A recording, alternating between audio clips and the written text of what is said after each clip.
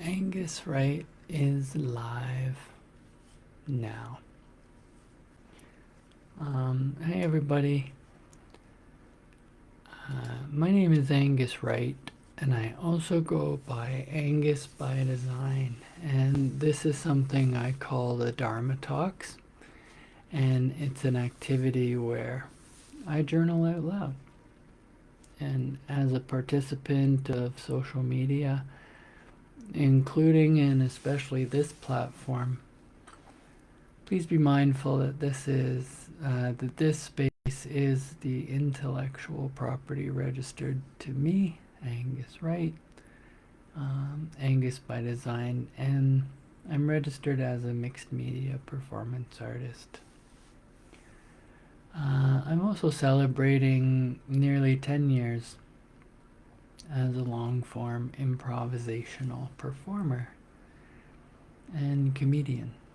And a mantra that I use is all rights preserved.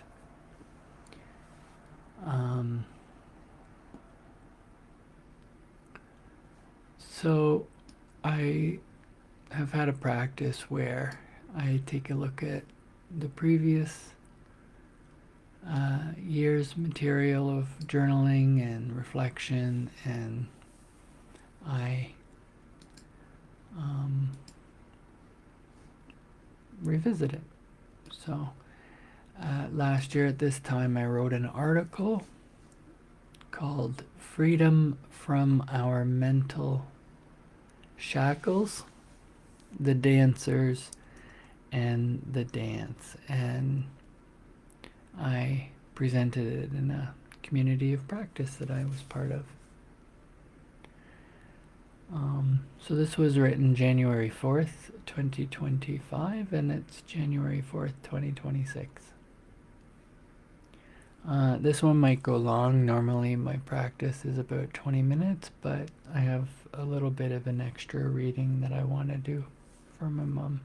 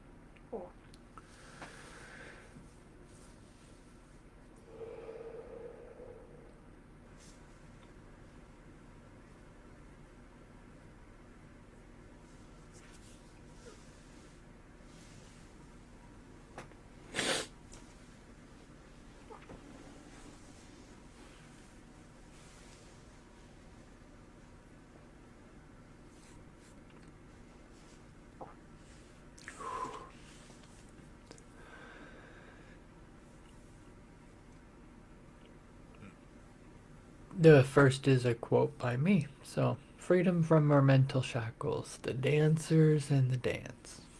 By me, Angus Wright. January 4th, 2025. In my community of practice, we choose Saturday to highlight the ABCs of recovery and explore the many connections and pathways we can take in order to get well, feel well, get connected, or stay connected. We focus on the personhood of anyone joining, and we try to be as vulnerable as possible in a virtual space. I'm reminded of two men I admire very much, the Horton Brothers.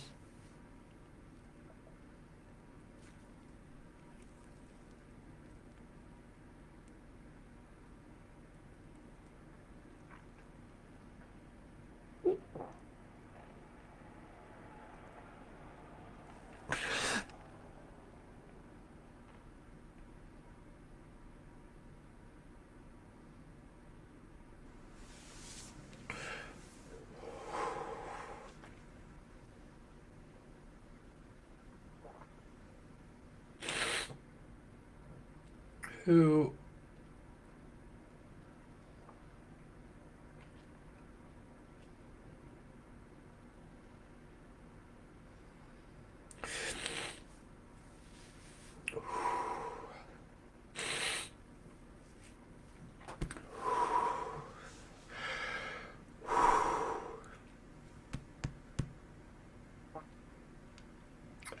who refer to their action planning as their freedom papers.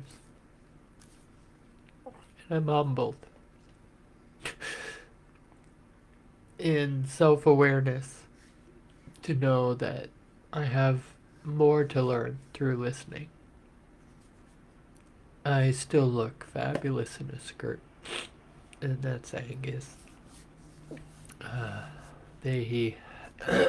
And so last year my practice was listening to a podcast, a lecture series. Um, and this one was Joseph Goldstein, Inside Hour, episode 229. And the Satipitthana.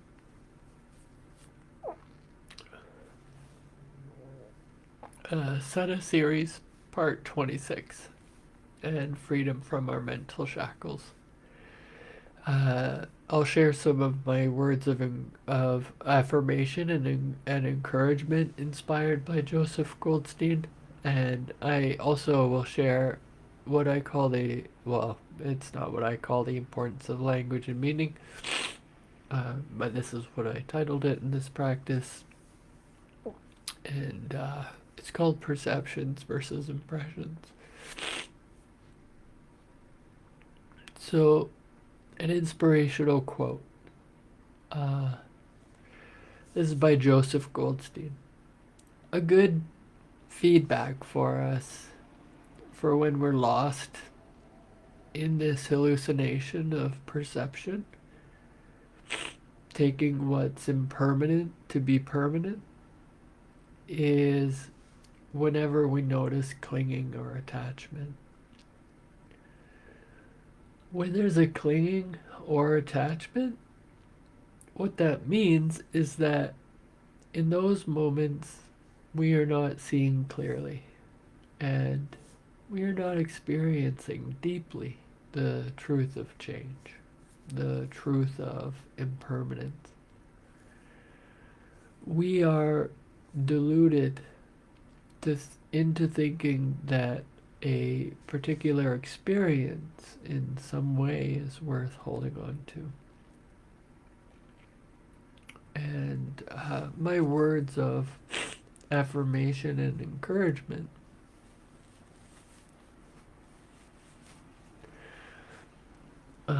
so I am more than any one of my perceptions, experiences, or even perceptions of what I'm experiencing.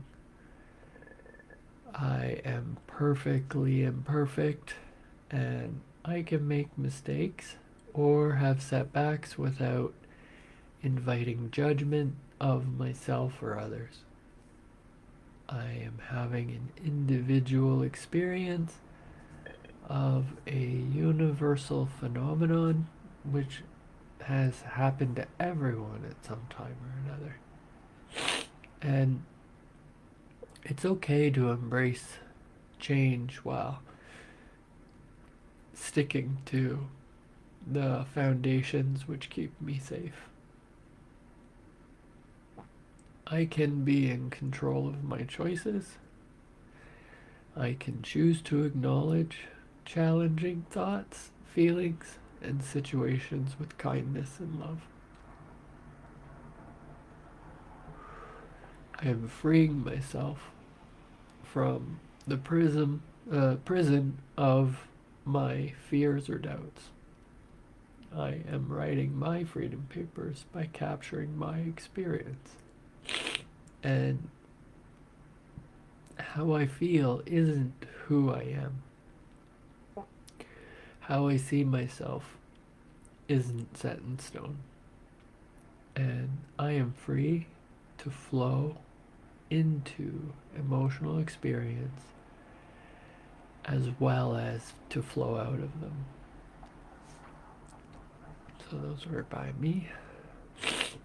Um, the importance of language and meaning. So perception is the ability to see, hear, or become aware of something through the senses. It's also the state of being or process of becoming aware of something through the senses.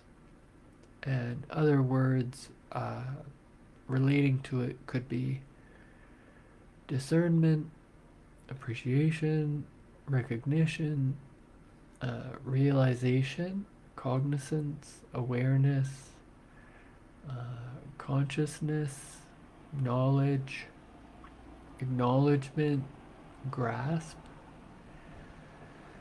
understanding, comprehension, interpretation, apprehension, impression, sense, sensation, feeling, and observation. And impressions. An idea, feeling, or opinion about something or someone, especially one formed without conscious thought or on the basis of little evidence. Impressions are an imitation of a person or a thing, especially one done to entertain. And other sort of words around that are feeling, sense, fancy, suspicion, sneaking, suspicion, inkling, intuition, hunch, apprehension, notion, idea, thought, belief, opinion, conviction, funny, feeling, gut feeling, feeling in one's bones, sixth sense, view, conception, image, picture, perception, judgment, verdict, and estimation. So consider sharing or reflecting in your own words what resonated with you about any of that. You can feel free to leave a comment or reach out if it's meaningful. And really, when I'm talking about creating safety for myself and coming up with a safety action plan, and when I'm supporting other people to feel more secure in themselves, it really does start with what do you, or what will you need to feel or be safe in providing feedback or participating in this experience. I also had 12 reflective prompts, like I'm connecting because. If I had words of encouragement to give myself and others today, I would say my self-care goals, checklists, and activities for today include the most challenging part of practicing today is. Something I appreciated about practicing today is. A quote I would like to share is. Affirmations I would like to share are. I feel I can statements I'd like to share. I'm thankful for. Songs that inspire me include.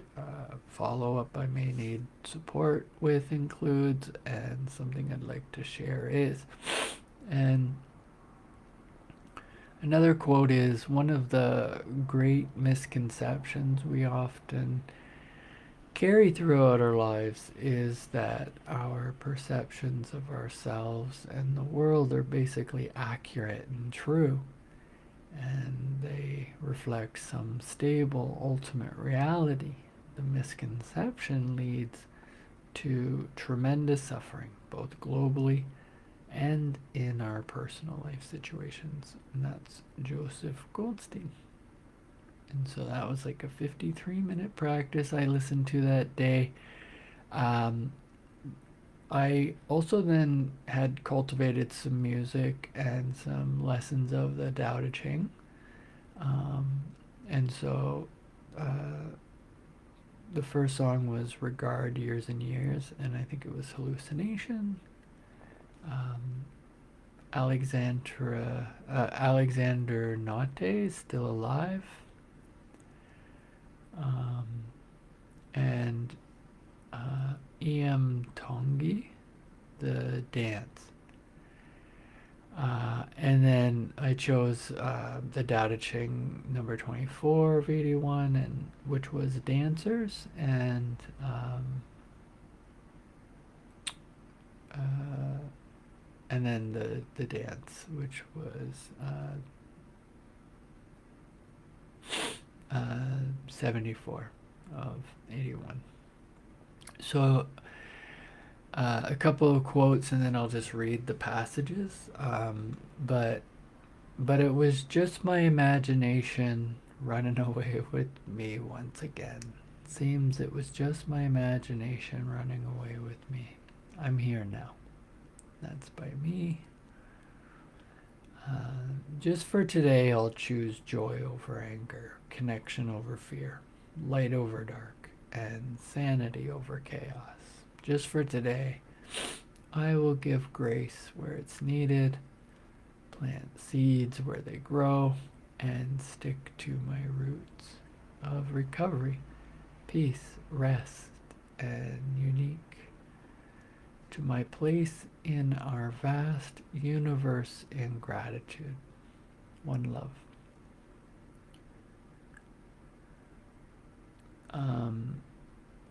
So, two people whom I love very much and admire worked on a project that included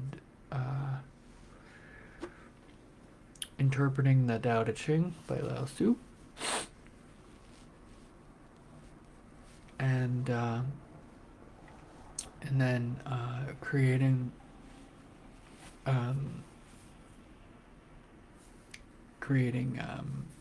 like visual and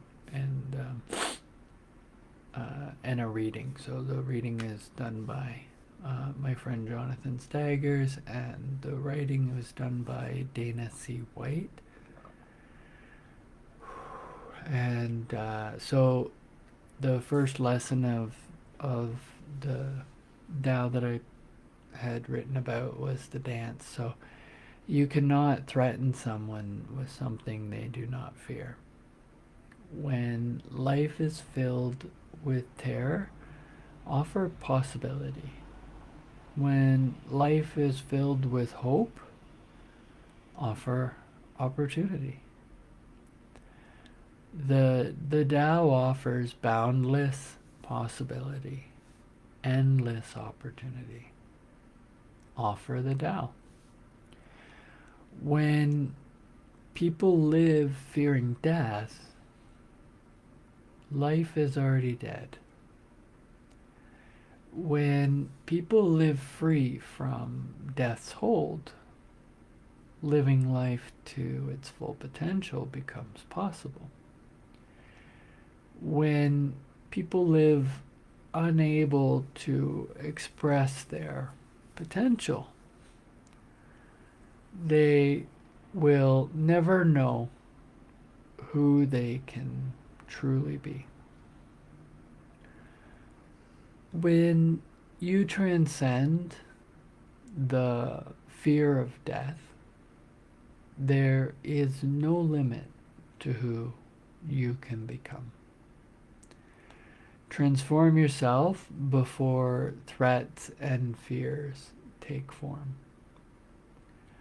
After one path resonates, find another. When both paths speak, listen to other paths. Soon every path will bring forth possibility and opportunity. Life and death are bound together as the eternal expressions of change and the changeless, the Tao, and the 10,000 things coexisting in a dance people call reality. The Tao we know is expressed but cannot be named. The reality we know is expressed but cannot be named. The dance we know is ours alone. The dance, reality, and the Tao are all one. The expression of being manifesting eternal change. A sword hangs over your head. Who holds the sword is a timeless mystery. The sage knows the best plan for meeting the future is to inhabit the present with every aspect of her being. Thwarting destiny is like picking up the tools in the workshop of a master carpenter. She knows the next blood on the floor could be her own. It is best to observe and learn, take lessons. Confronting circumstances is not the way of the Tao. Listen, be still. Let the future reveal itself as form emerging from an untouched block of wood. Let the Tao be itself. And the other was the dance, which was lesson 74. And Dana entitled these The Nature and Wisdom of the Tao Te Ching, number 74 of 81, The Dance, a fresh interpretation. And if you want to hear Jonathan Stagger's, share and read this, I recommend it. Let me know and I can send you the link. You cannot threaten someone. Oh wait, that's the same one. I may have messed up that day. So anyway, so that's just going to show where my brain was last year. So I don't have the writing for the second one, but my bad. So that's also perfect because I can see where my brain was last year. But here it is now. So having said that, I guess it's great that I have an extra little reading here. So earlier,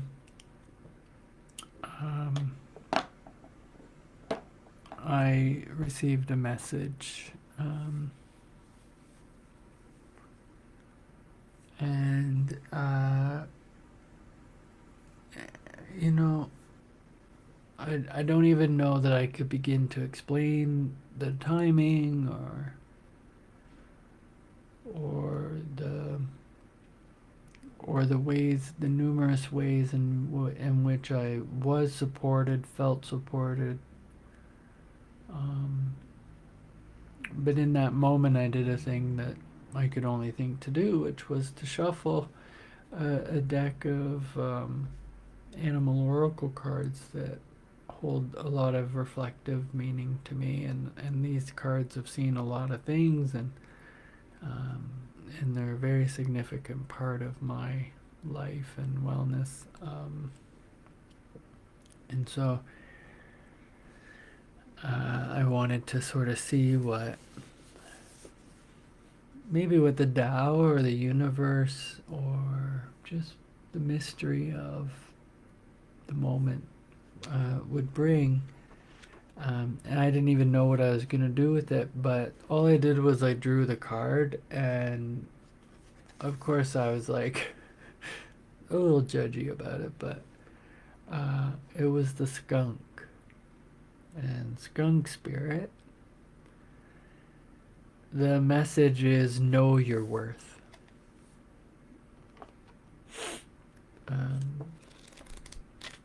And so I'm just going to read what the artist who put it together put, and then I may or may not share any personal connections, but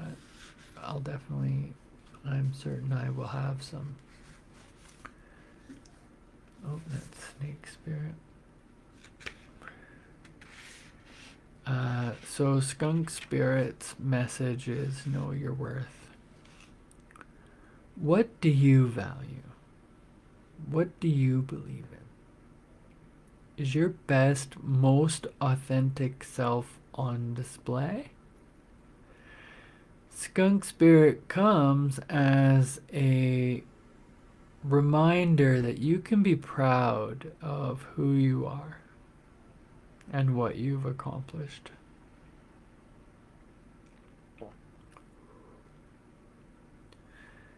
Know your worth.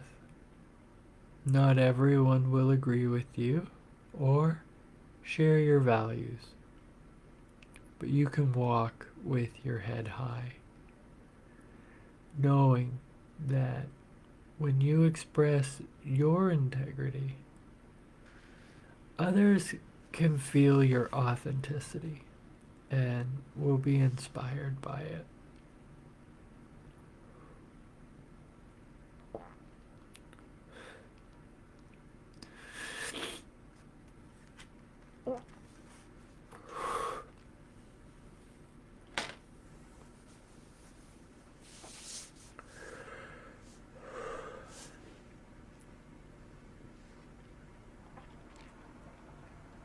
Be who you are.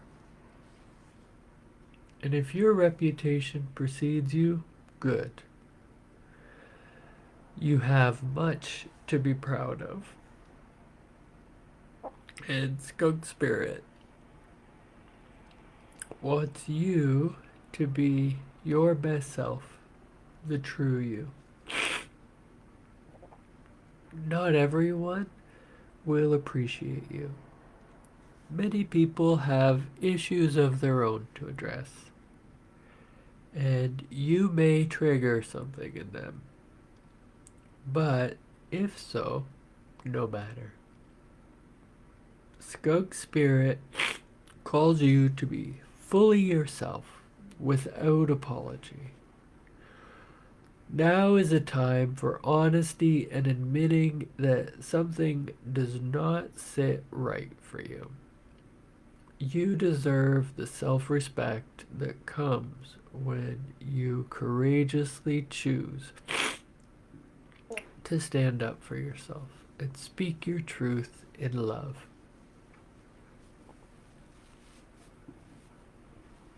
Remember who you are and what really matters to you, and act with integrity. You will be so glad you did.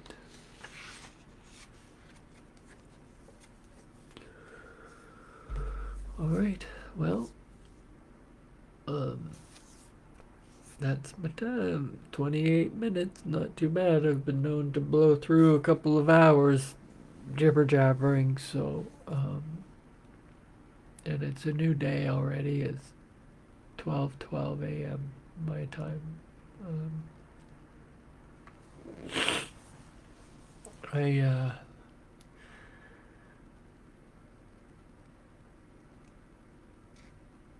I took a look on my phone. Uh, the day's really been quite an interesting one.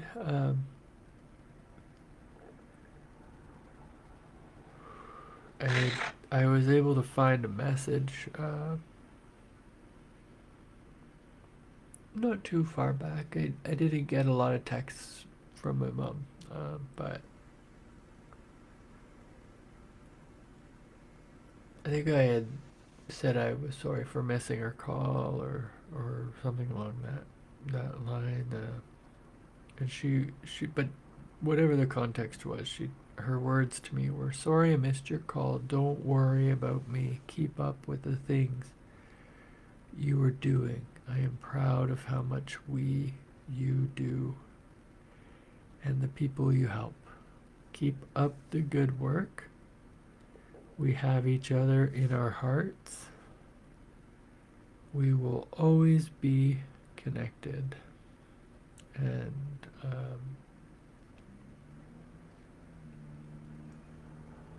she wrote, I love you, or love you. And the last text message she sent me was on December 26th. Sorry I haven't called you. We are all sick. I have gone into hibernation until it's gone. I will call you when I'm feeling better. Love you, babe.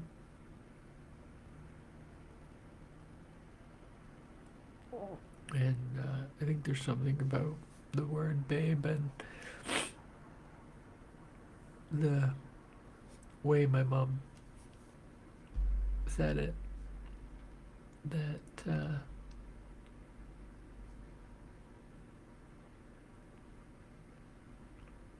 if that's the last word, then it's perfect. So I love you, Mom. I'm missing you. But as you say, we are always connected. So thank you, everybody. Be well, be loved, and thank you for all the space and the grace. So take care.